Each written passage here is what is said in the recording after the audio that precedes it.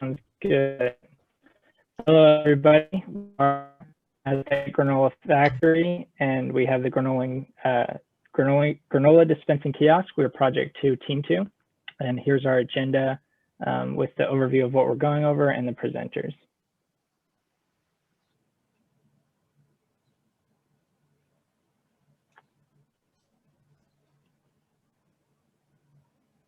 Is there a bit of a lag? Yeah, you can move on to the, okay. Yeah, there's a little bit of lag, but that's okay. So project overview, there's a problem statement, and that is to provide a smart granola kiosk capable of dispensing the ingredients, measure the amount dispensed, and mix the granola with the control of a user interface. The major subsystems include the frame, the dispensing system, the storage, and the mixing and measurement system. Our sponsor is D&K Engineering, and here's their logo. And we have our team logo here as well. So as previously described, the mechanical system aspect of this project can be simplified into 3 different main systems, which is the frame, the dispensing, and then the mixing and measuring systems. These are shown left to right respectively. The frame is what houses the rest of the mechanical systems, as well as the electrical components. It is divided along the center to form 2 levels separating the dispensing and mixing measurement systems. The dispensing subsystem consists of 2 different sized storage containers for different ingredient capacities, a storage funnel, a valve housing, a feed screw, and the NEMA 23 motor to drive the system. The mixing and measurement subsystem is made of a collecting bowl, a load bearing block, a counterballast, a measuring base, a worm gear motor, and a NEMA 23 motor. Next chart. Yeah, and then for the EC design, we created a graphical user interface that allows a user to select which granola base and which added ingredients they would like in their granola. And we allow the user to select either a base amount of weight for the ingredient, or they can add extra of the ingredient. And so the graphical user interface is connected to an Arduino Mega, and we use the pins on the Arduino Mega to drive the motor drivers, which control the motors for every dispensing system. And then we also have the load cells connected to the Arduino, which are able to measure the weight of every ingredient being dispensed. And of course, one electronic component of the system is the PCA that was professionally manufactured, but we stuffed the components ourselves. PCA receives an input voltage of 24 volts from the power supply that D&K provided to us. And some of the features of this board is it contains red LEDs on each output, which made it easier to visually indicate to us when the board is fully functional when we did systems testing. And as you can see on the side, there are 24-volt outputs, which is meant to provide power to the stepper motors for the dispensing valves and one for the mixing system. And on the bottom are 12-volt outputs, which are actually built-in buck converters that actually step down the voltage, which is provided to the DC motor of the mixing system. You ready for the next chart? Are you guys ready for the next chart? You guys didn't need Yes. to. Yes. And here we have the final SLD for the system. Starting from where Naomi and Mark have left me off, we've got the Surface Pro tablet, as you can see, integrated at the outside. Where we have the boxes in the SLD, we're going from system level to system level. So as we're at the outside power supply up the top and the Surface Pro tablet, that's where we have everything that's interfacing with the outside of the kiosk, moving through any electronic or control connections. We have those color coded so that we see the motor control and all the other load cells and voltage step downs Naomi discussed. For the mechanical aspects, we can see at the interfaces that most of our assembly was done using threaded inserts and a variety of M8 and M5 bolts. These were very easy to integrate into the 8020 and helped us maintain system modularity, which was a big part of what D&K had stressed in producing this final product. And we also have the flow of ingredients, the logic loop depicted.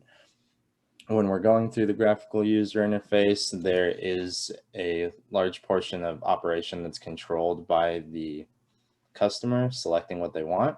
So it's important that we have a logic loop where we can vary what's coming out of the kiosk and what's not without compromising any operation. And moving from top to bottom, we can see that following that same logic loop and the components, we're starting with the product and ending the ingredients at the top and ending with the final product at the bottom for the customer.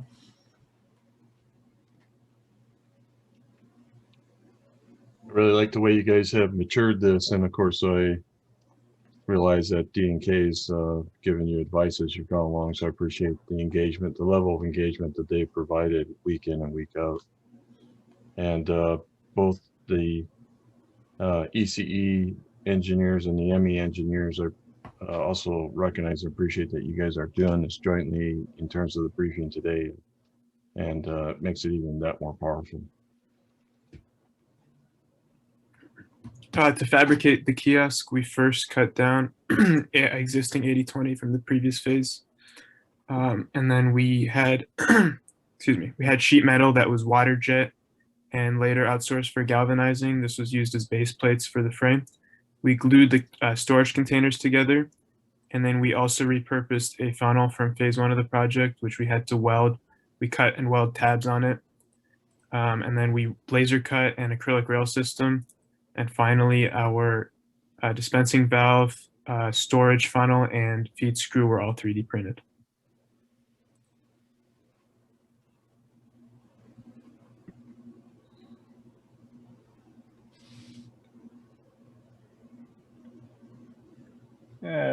It's taking a second to get up to date, but I can do the assembly slide soon.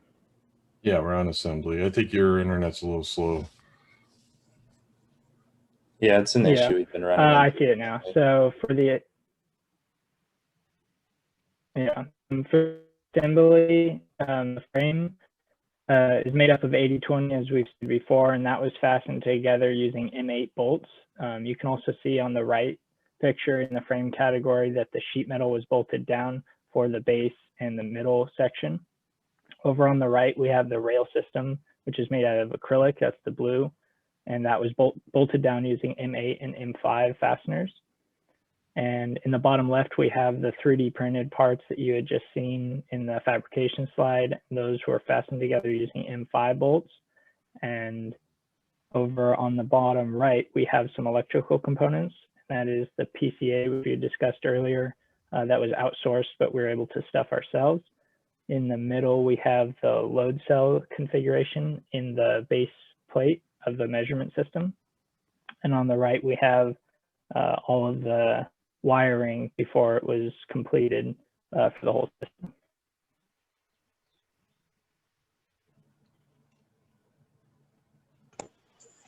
And to test the overall system performance, we tested 3 different situations a customer may face.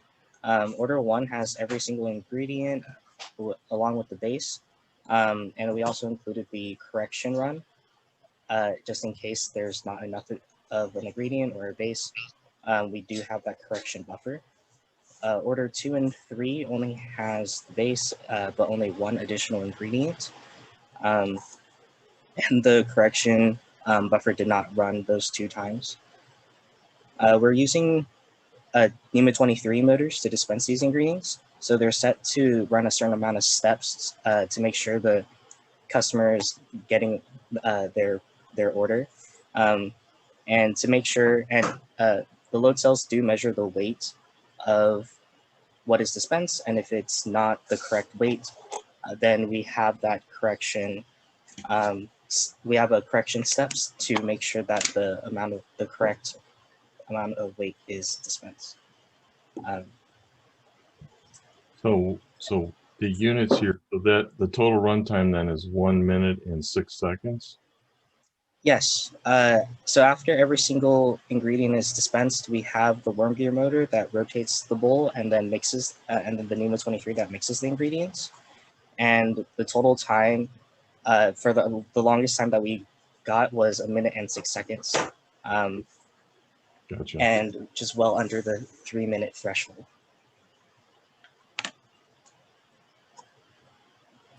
All right, moving on to our second Our V2 second requirement was in maintaining the measurement quality across the system. One thing that was pointed out to us by Victor, our DNK sponsor that was directing us through the project, was that we needed to run repeatability tests to ensure that any data we acquired was something that would be sustained through operation, so we could establish a percent error that was accurate from a larger sample size. And modifying our method of testing, Dr. Schaefer, in the last presentation we gave, you brought up the importance of the fact that we weren't using calibrated weights and that we didn't have a certified calibrated scale. One thing that we did do to improve our level of assurance and confidence that we were getting accurate measurements in these tests were that we used 2 scales as opposed to 1 in taking the measurements of our weights that we were using, so that even if there was a discrepancy, seeing that there was accuracy between 2 different sources of measurement as well as the load cells gave us more confidence in the results we were receiving. And beyond controlling that for the input and testing the system, the scope of testing was important as well. What I mean by scope is that we wanted to be able to mix and dispense anywhere from about a quarter of a pound to 1.5 pounds for the final product, the granola the customer would receive. So we also had to make sure that in measurement, we were able to maintain the level of precision required across that entire spectrum, which is what we did and what we'll discuss later as far as the test results.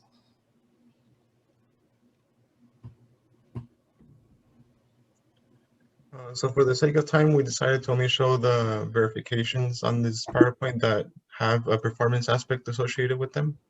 So starting at the top, we have item 1, which is verification number 1.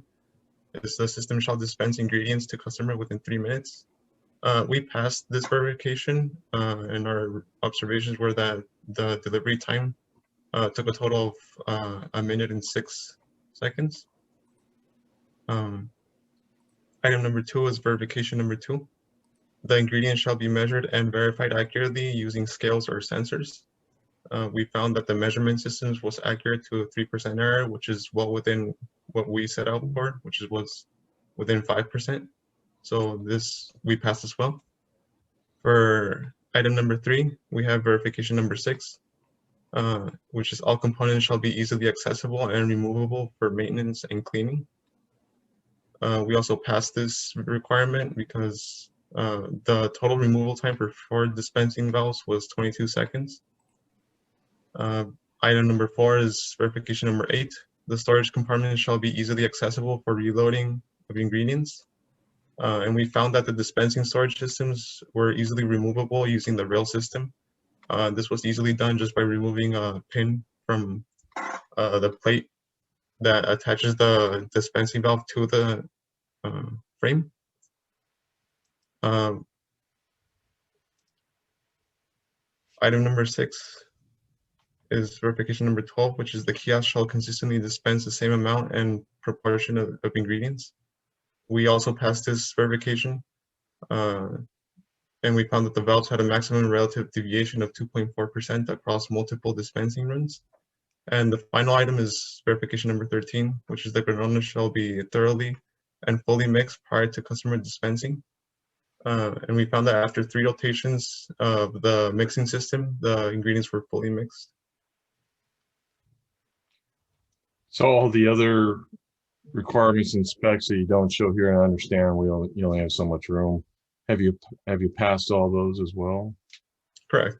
Some of those requirements would be like size restrictions for fitting through doorways. Right. So you verified through inspection. Yes. Correct. Gotcha. Okay. So I just wanted to highlight some of the results we got from our analysis of some of the testing data that we took during our verification test. So for verification 2, which was all about the accuracy of our measurement system, on the left, these are percent error calculations from readings taken with our measurement system. And with the 3 different weights we were using for our testing, we recorded the output from the load cells and used them to calculate the percent error from the actual weight. And as you can see from the table, we were able to achieve a percent error within the required 5%, which meets the degree of accuracy specified in our requirements. And for verification 12, which emphasized the dispensing consistency, we used the same iterative procedure and dispensed the same ingredient 3 times with 3 different ingredients. And our low relative deviations of 2, 1, and 0.5% verify the consistency of the dispensing across multiple ingredients for our kiosk.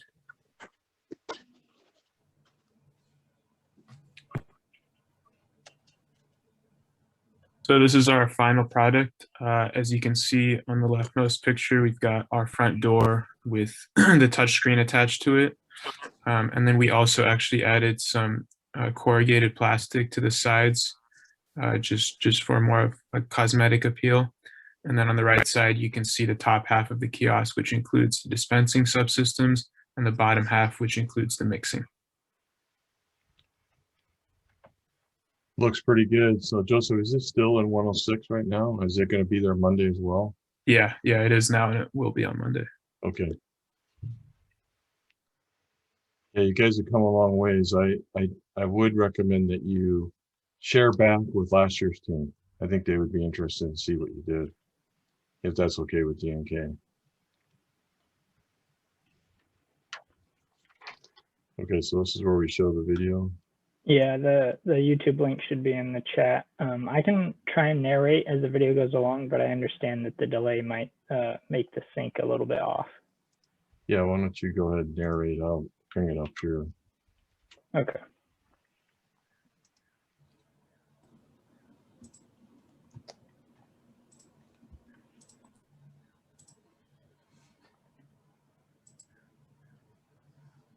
All right, so the video starts off with a 360 of the kiosk, and then it moves to the rail system functionality of all the dispensing and storage containers being removed and replaced.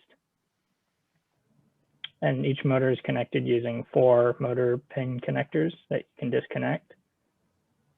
As for the GUI, the graphical user interface, you're able to add bases and toppings depending on which ones you want, and you can add extra, and then it tabulates the price dependent on how much you're getting.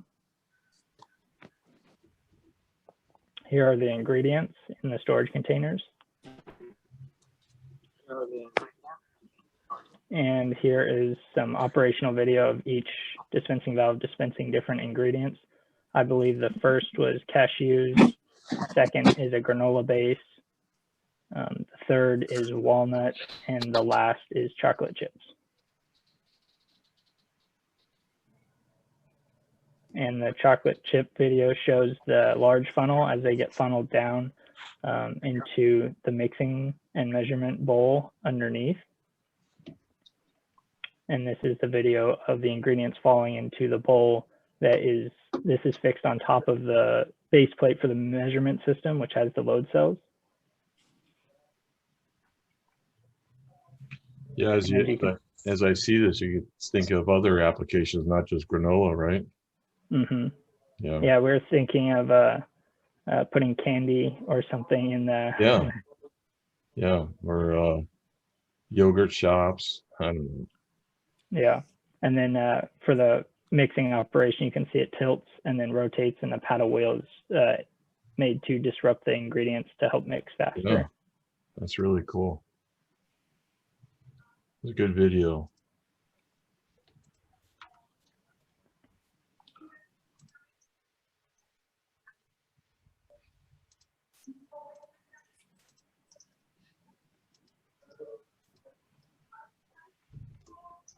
So after working on the granola dispensing kiosk for the past year as our senior design, we gained invaluable experience in working on collaborative projects.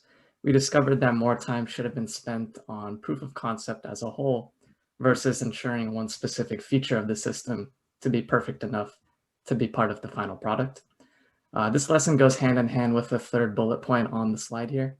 In engineering, systems almost never completely work the first try, and this really stresses the importance of planning multiple test days to find and solve errors that reveal themselves throughout the product development cycle. The team's mechanical engineers found that new manufacturing processes should be practiced early on to iron out the complications associated with them. For example, the team found that 3D printing with PETG was pretty challenging. Lastly, we learned to distribute the workload among our group members to employ a team-based effort for this interdisciplinary project.